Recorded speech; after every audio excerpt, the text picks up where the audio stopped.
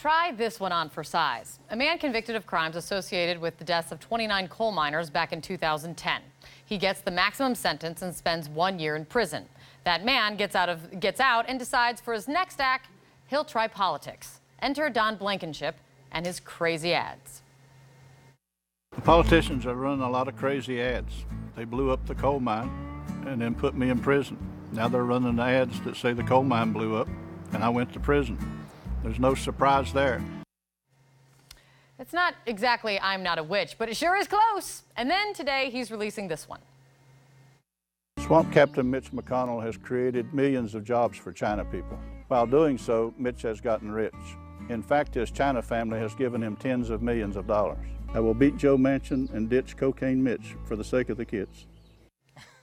Yeah, to clarify, the cocaine part is, follow this, a reference to drugs found aboard a ship operated by the shipping company owned by the family of Mitch McConnell's wife. That was back in 2014. Blankenship is running for the GOP nomination for Senate in West Virginia. He would be, of course, if he gets nomination, running against Democratic incumbent Joe Manchin. But he's mostly running against the top Republican in the Senate, Mitch McConnell, and apparently sees his path to victory as disparaging McConnell's wife and her family. So let me fill you in on McConnell's family tree. Elaine Chao was born in China. Her family came over when she was just 8 years old. Here's how she described it to Dana Bash. As an adult looking back and seeing my mother, who was only like 27, how frightening it must have been for her as the only woman aboard this cargo ship. Is that right? With 3 young girls. I mean, that's pretty rough. Chao's family started a shipping company. She rose to become the first female Asian American to serve in a presidential cabinet under George W. Bush. She's now Trump's Secretary of Transportation. The same president, Blankenship, says he's running for the Senate to support. For young people and young women, I want to give them strength and hope and confidence. Just because there are no role models doesn't mean that you can't be the future role model that you now seek. Just pursue your life's passion. Do what you really love, and the way will unfold. So while she may have been born in China, it sure sounds like she's living the American dream to me, Don. I don't know about you. So you don't have to take my word for it, though, that Blankenship is a slightly fringe candidate. Just ask Donald Trump Jr. He weighed in on Twitter with this: I hate to lose, so I'm going to go out on a limb here and ask the people of West Virginia to make a wise decision and reject Blankenship. No more fumbles like Alabama. We need to win in November. I don't know.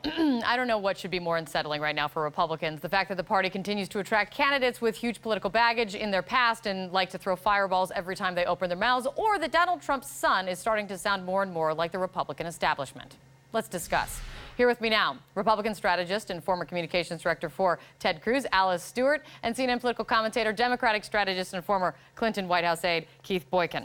All right, let's get to it. Alice, is Don Blankenship the next Roy Moore, or is he the future of the Republican Party? Well, did you just read a House of Cards script, or is this really happening? No, that was really truth. happening. That was truth and fact. I know it's hard to come by these days, but that I actually did fact check. Look, I think Don Jr. has a point here because Blankenship's just not the right person for this race. Look, this is a key opportunity for the GOP to turn a state from blue to red, and we absolutely must do that. Blankenship got in a little bit too late. He's got a lot of baggage, and right now, Morrissey and Jenkins are the two front runners. They're the ones that have the energy and the momentum. Democrat super PACs are taking out ads against them. It shows they're in a favorable position. And right now, Manchin, the Democrat, his poll numbers or approval ratings are going down. So this is a key opportunity. We can't have Blankenship in there given his history and baggage. And I do say Donald Trump Jr. has a point. But Keith, do you applaud Donald Trump Jr., since I know you applaud him all the time, for weighing in on this and encouraging Republicans to choose a different path? Yes, I do. I think it's a smart move for Donald Trump Jr. The writing's on the wall. I mean, Don Blankenship, not only is he responsible for this coal mining accident where 29 people were killed, he went to prison for it. He doesn't even live in the district. He lives outside of Vegas. He's the worst possible candidate. And he's putting out these racist ads against Mitch McConnell and his family. I thought the contrast was interesting between the 2 little white babies he was holding up at the end and the China people who he was talking about in Mitch McConnell's family. I mean, that's blatant racism. So he says it is not because he apparently seems to like to make a differentiation between geography and race. Continue. Well, yeah. Well, and there's also hypocrisy because the guy has spent years and years in China. He actually wanted to become a Chinese citizen himself. The idea that Republicans would actually take him seriously is a reflection of just how the Republican Party has gone off the rails. Maybe not the establishment, but the rank and file. I mean, but I have to put some of the blame on the establishment too, because they're the people who gave us people like Sarah Palin, which led to the Donald Trumps and the Don Blankenships of the world. You can't put up these crazy candidates and feed the red meat to the base and then accept no responsibility for the consequences. But focus on the here and now. The fact that Mitch McConnell has now become such a boogeyman.